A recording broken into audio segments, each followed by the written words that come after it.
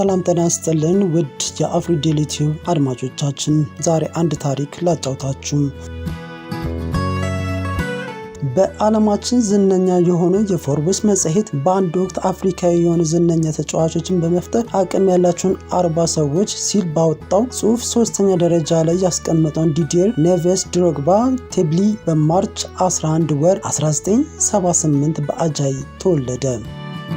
በ1970ዎቹ አጋማሽ ሁለት ወጣቶች የባንክ ቤት ሰራተኞች ፍቅር ውስጥ በመግባት አንድ ላይ መኖር ጀመሩ። ከጥቂት ዓመታት በኋላ እነዚህ ሁለት ወጣቶች አይቮሪኮስታዊ ዲዲየር ድሮግባ የሚባል ልጅ ወለዱ። ዲዲየር ድሮግባ በዛም በትውልድ ከተማው እድገቱን አደረገ። አይቮሪኮስት በዛም ወቅት የኢኮኖሚ ችግር ውስጥ በመግባቷ ተከትሎ ብዙ አይቮሪኮስታውያኖች ወደ ፈረንሳይ ስደት በብዛት ማድረግ ጀመሩ። በጊዜው ሂደትም ድሮግባ እና ቤተሰቦቹ ችግር ከደረሰባቸው ዜጎች መካከል መሆናቸው አልቀረም። ነገር ግን በወቅቱ በፈረንሳይ ሁለተኛ ዲቪዚየን የሚጫወተው የድሮግባ አጎት ሚሼል ጎባ ድሮግባ እና ቤተሰቦቹ በኢኮኖሚ ይረዳቸውን ጀመር። ማይክል ጎባ ፈረንሳይ ብዙ አፍሪካዊ ዜጎች ወደ ሀገራቸው ባስገባችበት ወቅት ፈረንሳይ ያቀና ሲሆን ፈረንሳይም አቅንቶ ለስታድ ብሪስቶኢ መጫወት ችሏል። የድሮግባ ቤተሰቦች ከማይክል ጎባ የሚላክላቸውን ገንዘብ ከመጠበቅ ባሻገር አጎትየው አይቮሪኮስትን በመምጣት ልጃቸውን ዲዲየር ድሮግባ ወደ ፈረንሳይ አብሮት እንዲወስደው ወስኖ ነበር።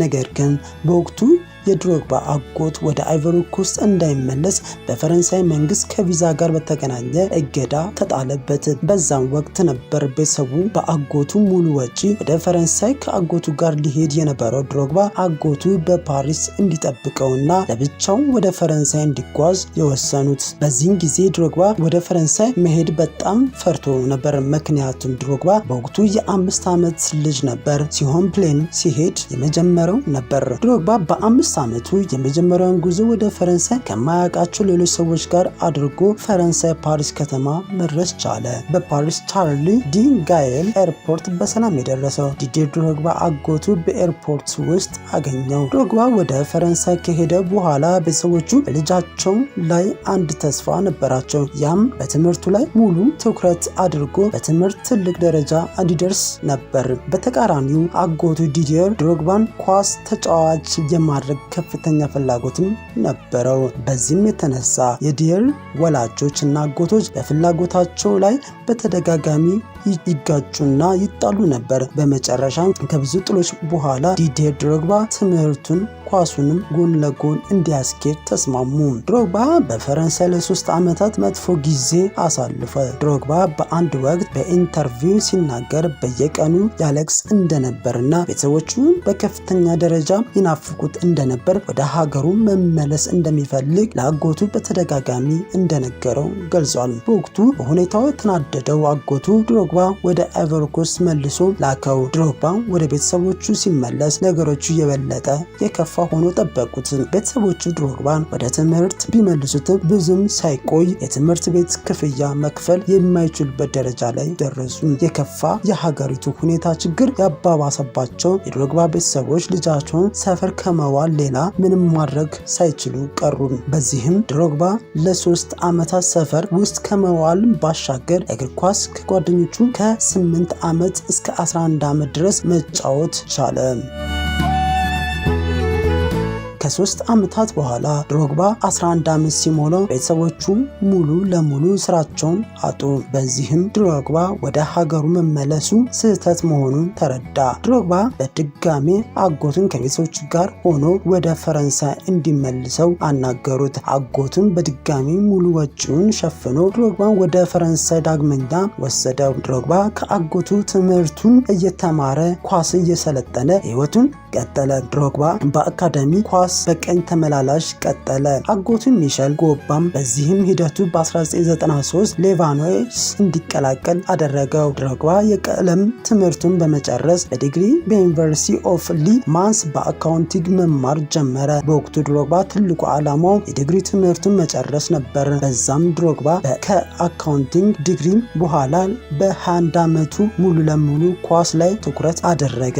በዛን ወቅት ነበር በቀኝ ተመላላሽ ይጫወት የነበረው። ነበረው። ድሮግባ ከሱ የተሻለ ብዙ የቀኝ ተመላላሽ ተጫዋቾች መመልከቱ ሚናውን ወደ አጥቂ ቀየረ። ድሮግባ በ21 ዓመቱ ወደ ኳስ ትኩረቱን ካደረገ በኋላ የ9 ቁጥር ተጫዋች ሆኖ በዛ ወቅት በ2002 ወደ ፈረንሳይ ክለብ ጉዊንጋም ማቅናት ቻለ። በጉዊንጋም ክለቡ ከመውረድ መታደግ ትልቁ ሚና ተወጣ።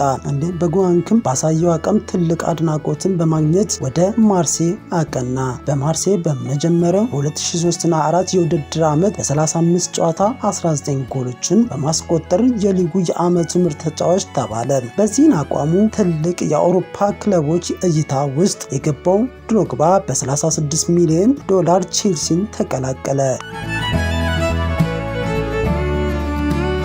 ድሮግባ በቼልሲ ለ9 ዓመታት ድንቅ ጊዜ ማሳለፍ ቻለ። 1 ጊዜ ቻምፒየንስ ሊግ እና 4 ጊዜ የፕሪሚየር ሊግ ዋንጫ ማሸነፍ። በአጠቃላይ በቼልሲ ቤት በ9 ዓመታት 14 ዋንጫዎችን አሸነፈ።